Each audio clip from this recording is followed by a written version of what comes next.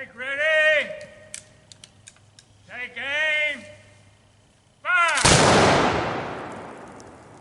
Secure. Fire lock.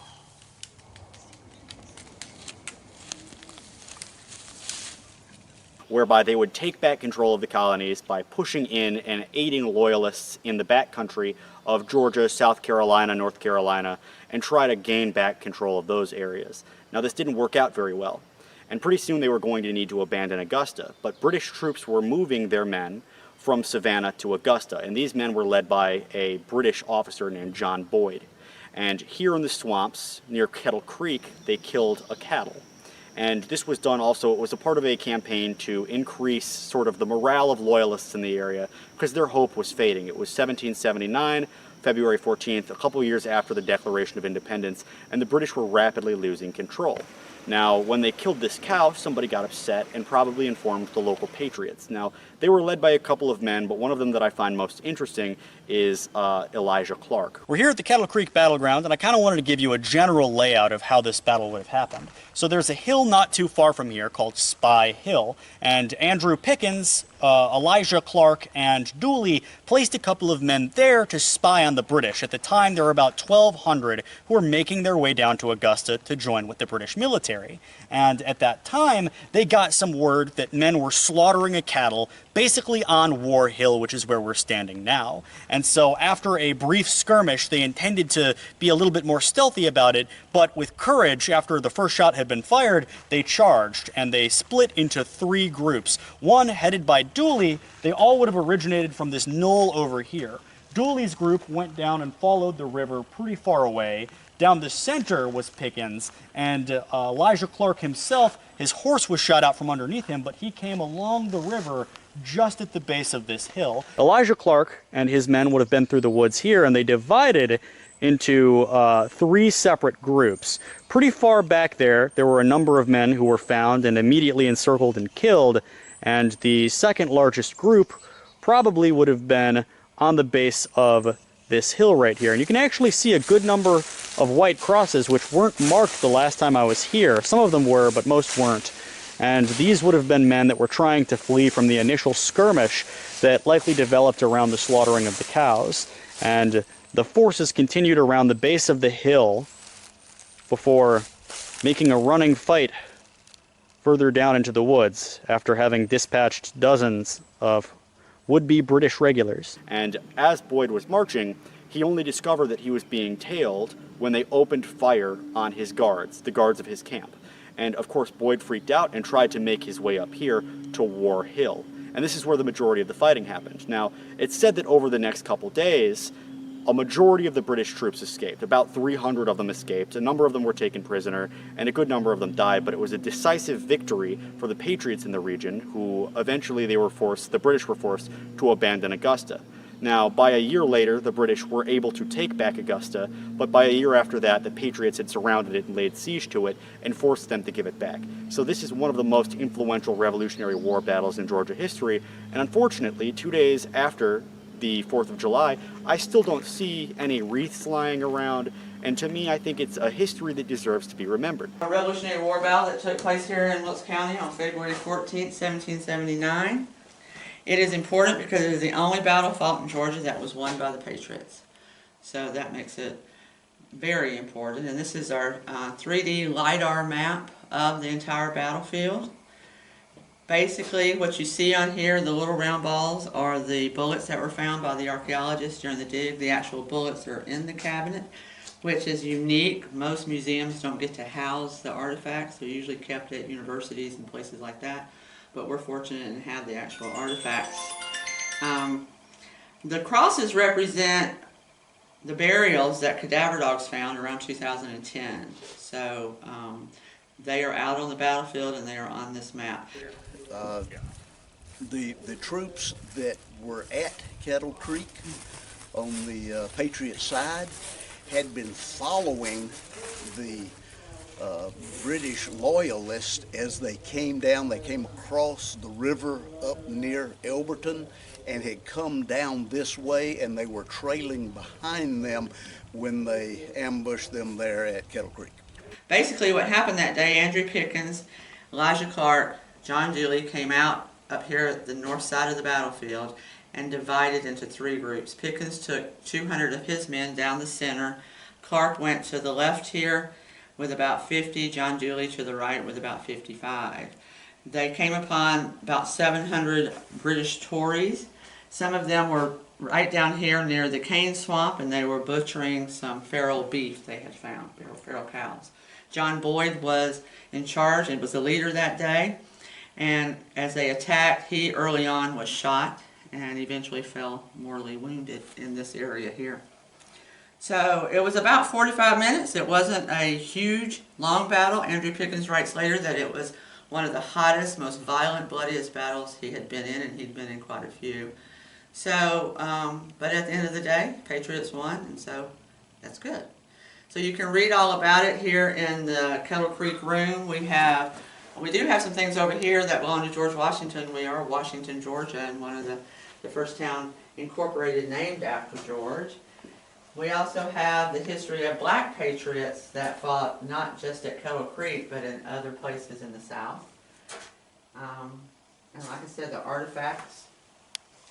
We have some of Elijah Clarke's things over here and some other artifacts that were found out at the battlefield. And we do have some personal belongings of Andrew Pickens. So, got quite a nice collection of things for the Battle of Kettle Creek. Kind of interesting here, 247 and 257 are both chewed lead.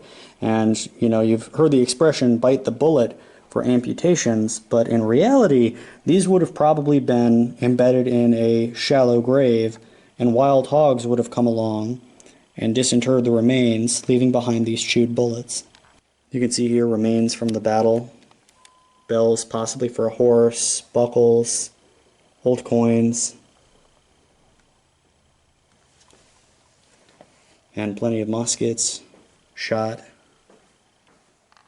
Behind me is the Washington History Museum, and it was a house that was built on a land grant from Micaiah Williamson, who was a hero of the Revolutionary War. He was actually at the Battle of Kettle Creek, and after this battle, he came back to town, and in 1780, the British retribution was so brutal that they burned nearly every homestead between Augusta and Kettle Creek, and they come up through this town, they burn his home, and they hang his 12-year-old son in front of his wife. Well, after the war was over, all the desolation had ended, and he was given a generous land grant of 30,000 acres plus another 12,000 acres for his service in the war. He built the first public school in Georgia, and this was one of the earliest capitals of the state of Georgia, out of Hurd's Fort, and from there, it was actually business legally in the state was done out of Williamson's Tavern. So he's kind of an unsung hero of the Revolutionary War, but he doesn't even have his own Wikipedia page, and I thought that was kind of interesting.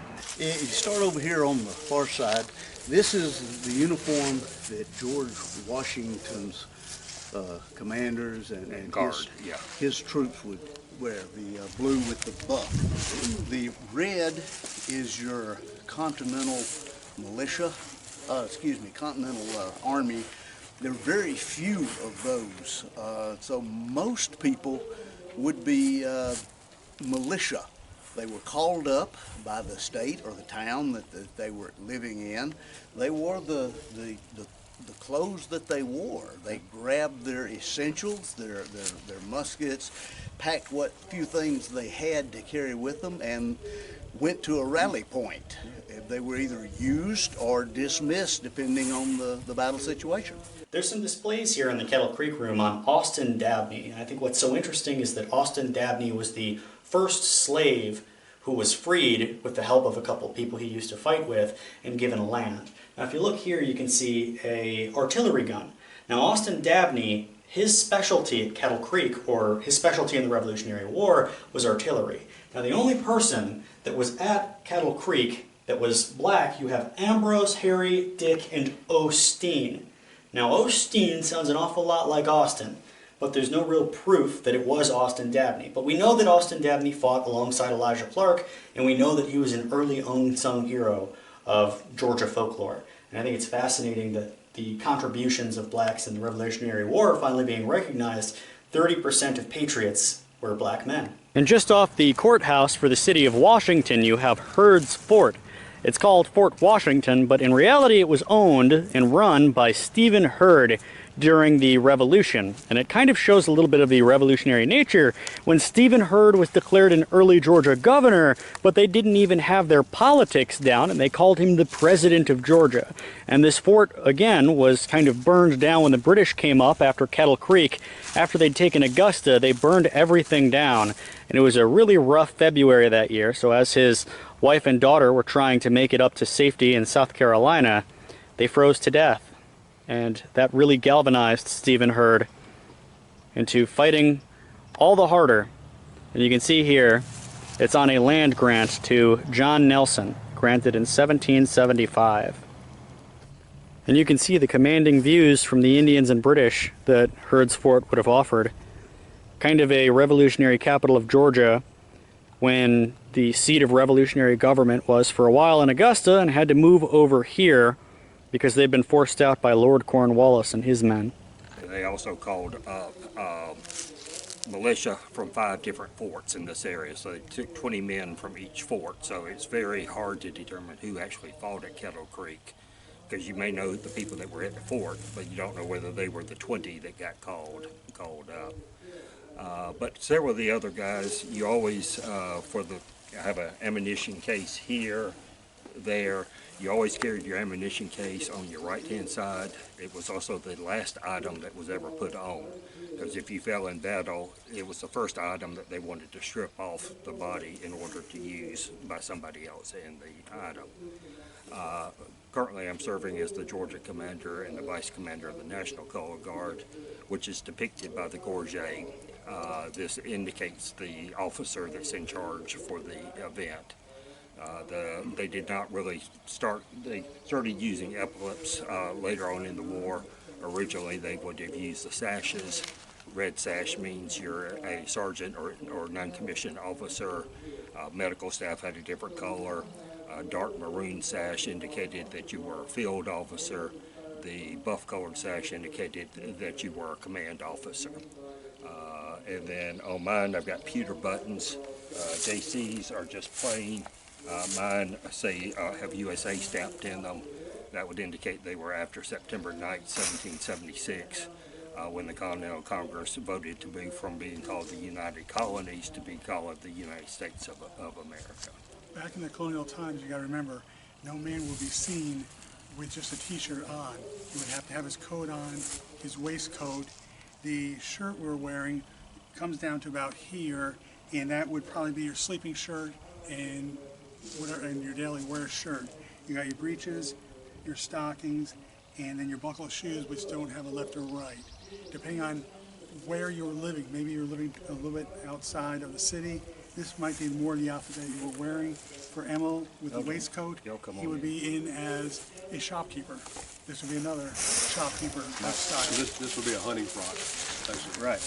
Yeah. And as we start gathering up, we always we seem to multiply. So, but all these are different examples of militia outfits, different weapons. We've got brown vest. We've got the Pennsylvania long rifles, or sometimes Kentucky long rifles, depending on how you're wanting to refer to them. Now, some of the sites you might want to see around here are the cemetery behind me. Obviously, you've got the British or the American soldiers and the Patriots buried there.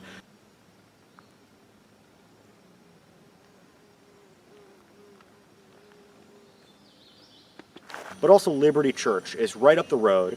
As you leave War Hill, you go into the left side road and go down for about a mile. You'll go down a hill, back up, and you'll be at a clearing in the woods. Now, if you go left from there into the woods, you see some white crosses, because nobody's actually buried behind me. They were buried at a place called Liberty Church, which is now long since destroyed, but that's where the original Patriot bodies were buried, and nobody knows who's buried where, but they do know where some of the burials are, and they're marked by white crosses. And it's along, you actually pass the Kettle Creek area, and you cross over the creek where Boyd's troops were. And speaking of Boyd, one thing that I want to mention last is Elijah Clarke approached him as he lay dying.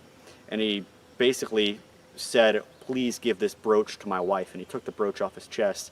And Elijah Clarke was a good enough man to actually carry through with this promise.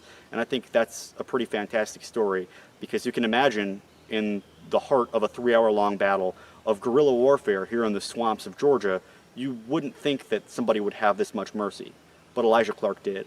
We're here at the Elijah Clarke State Park to go see the rifle salute for the man himself. And I just thought I would bring up something I didn't know last time. This is on land owned by John Dooley. And when the British came up to Dooley's property after the Battle of Kettle Creek in Retribution, when they took Augusta, they actually executed him. It was only a band of Tories that was sympathizing with the British, but they hanged him in front of his family.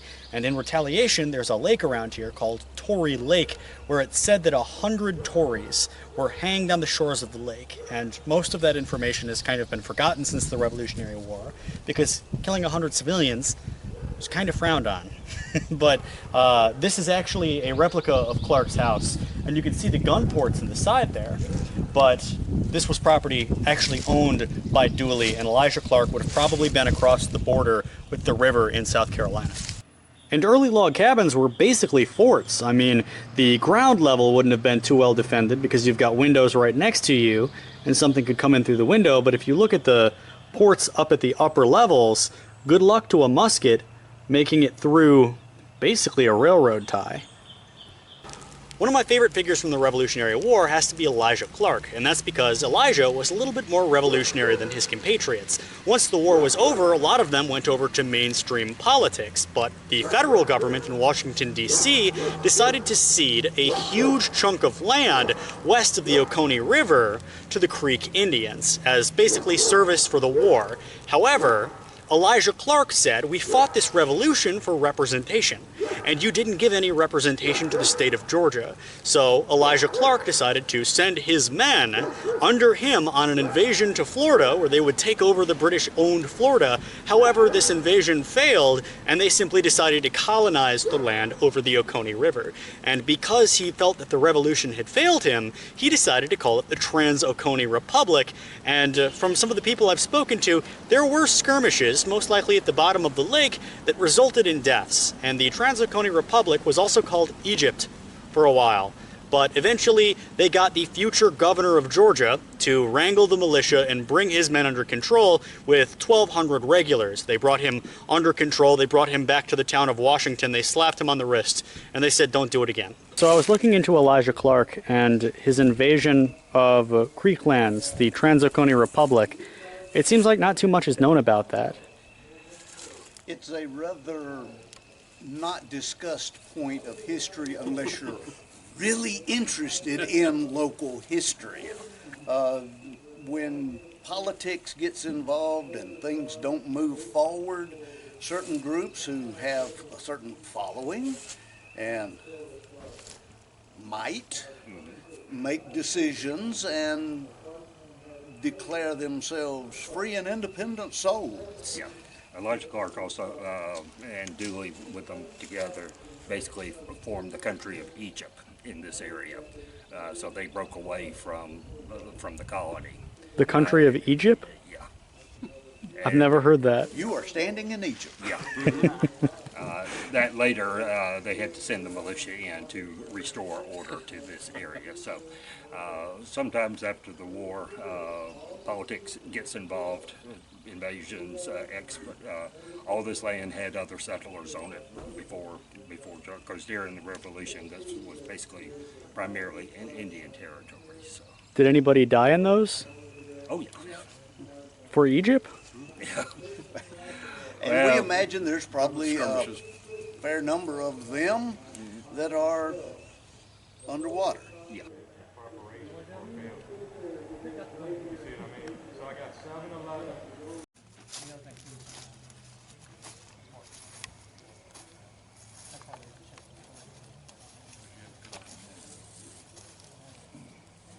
Present arms.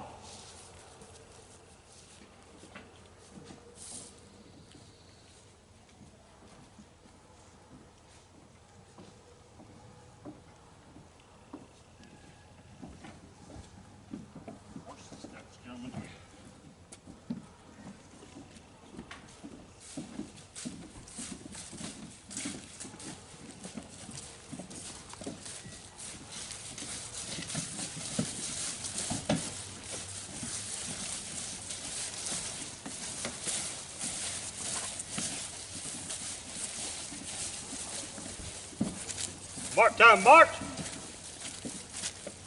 Go guard. Halt. Left. Face. Order. Colors.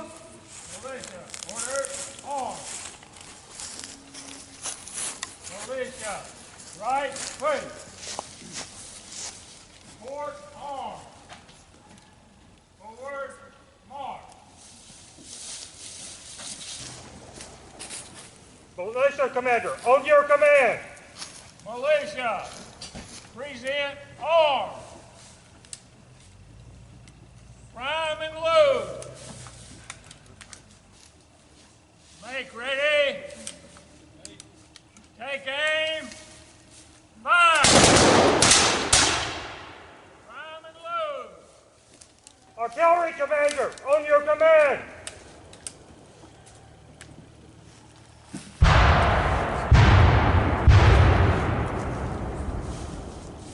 Well, my ancestor is William Daniel, and he fought in the Revolution under Elijah Clarke, and we're here to celebrate the Battle of Kettle Creek, which is a battle he fought in 1779, right, on Valentine's Day. And you were saying that you can still visit his house. Yes, you can still visit his house. It's outside of Athens, Georgia. A lot of streets in Athens and areas around there are named Daniel, D-A-N-I-E-L-L, 2 L's. And his home is owned by Coney County now, I think.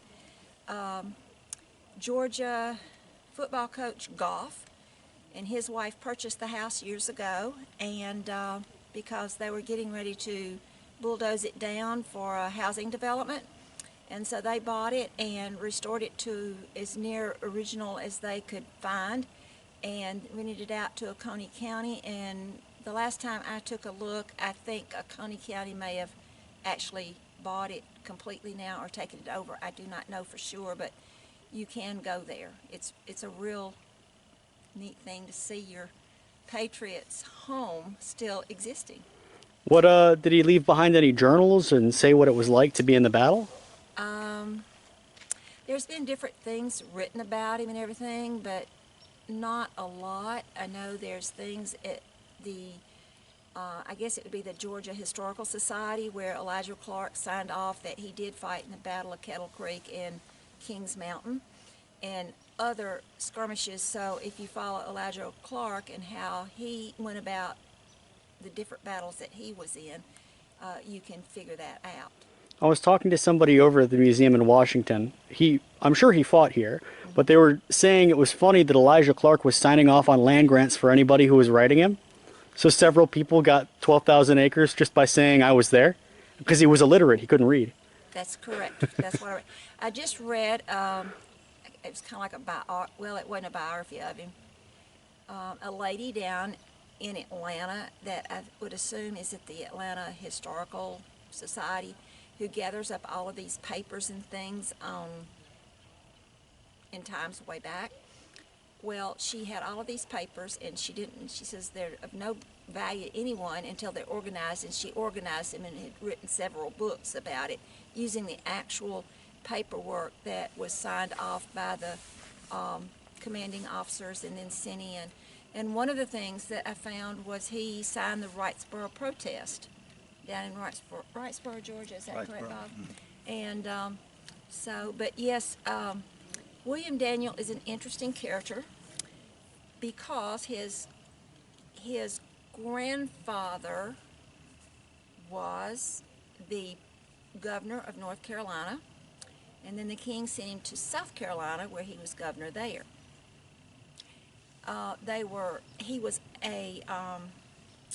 He provided from the king. He gave land away, and so he owned lots of plantations up and down the eastern seaboard, one of which was Paris Island.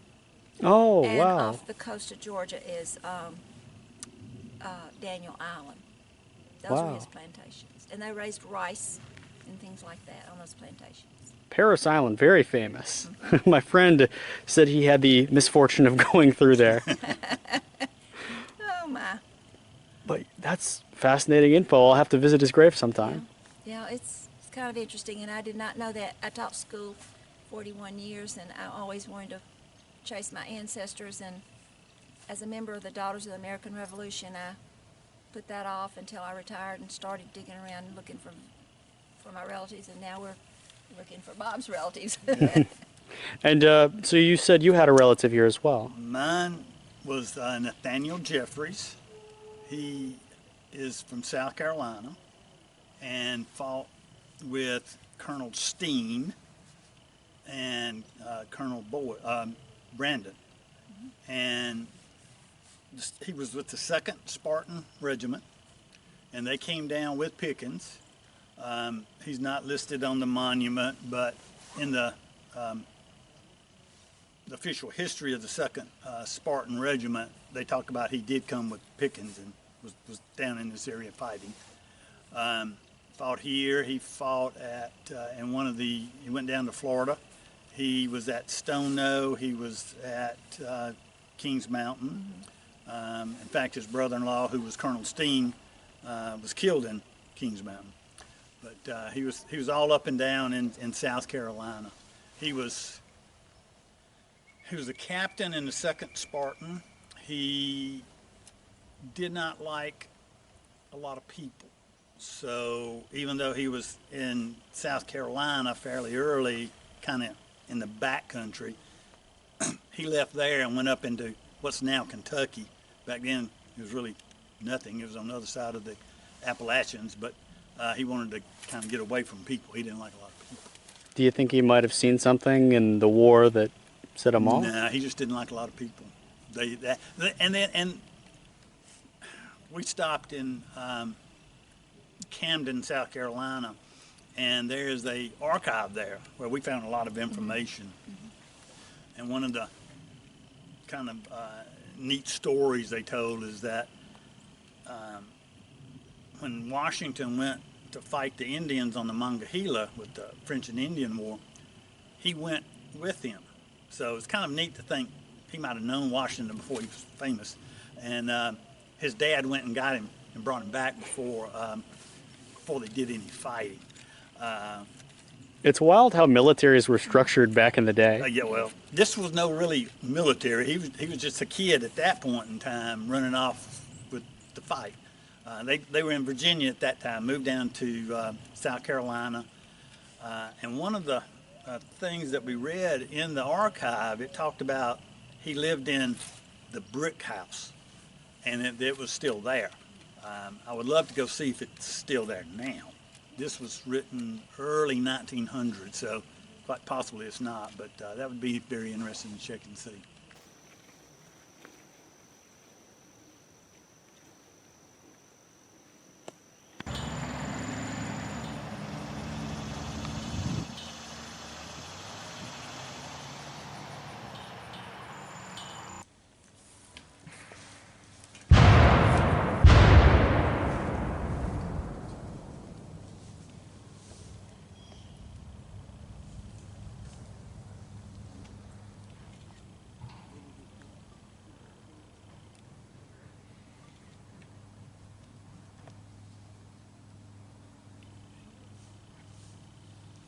Militia commander, go ahead with volley. Make ready. Take aim.